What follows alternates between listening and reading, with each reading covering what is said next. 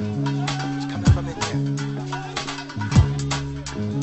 It's coming from India.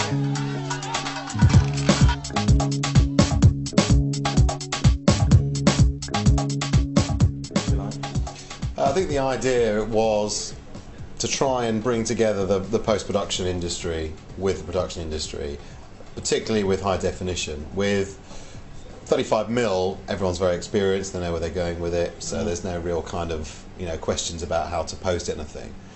But with the introduction of high definition, that has big impacts on frame rates, what people shoot at, offlining on Avids or Final Cut Pros, and then right through to the final grade and online, and then ultimately maybe output back to film, 35mm, and all those questions that brings up. And but in my previous position at MPC, that's the kind of thing that I was finding I was doing more and more of, working with Genesis, the Panavision camera, talking about the D20, and also the 900s, the 950s, and everything else at that time. So the idea of the event is to get people from production, specifically DOPs, to come down, look at the cameras, and then I understand what the technology inside the cameras. I'm no expert on lenses or lighting and that at all. I've got no idea.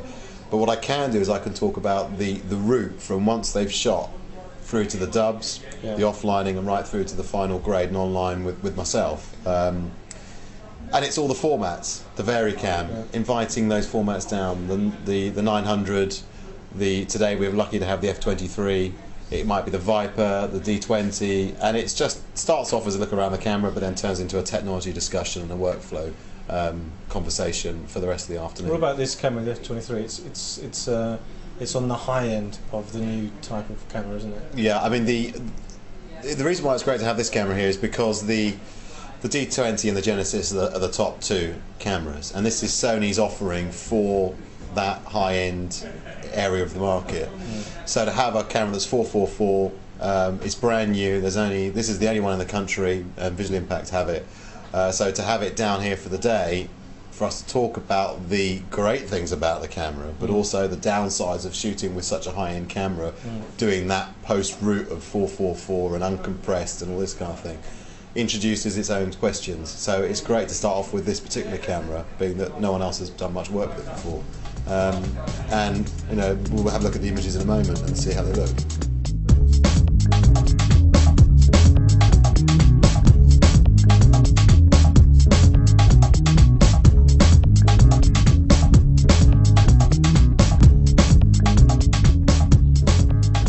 F23 I see very much as a camera that's going to bridge the gap between 35mm and HD. It should cross over quite nicely and sit itself firmly within the high-end commercial market and the sort of lower-end feature film marketplace. We are the company that actually has the two only that are present in this country at the moment. It performs very well. It gives people, particularly in post, a lot of latitude and a lot of room to manoeuvre. So it gives people a lot of information to play with, albeit uncompressed information.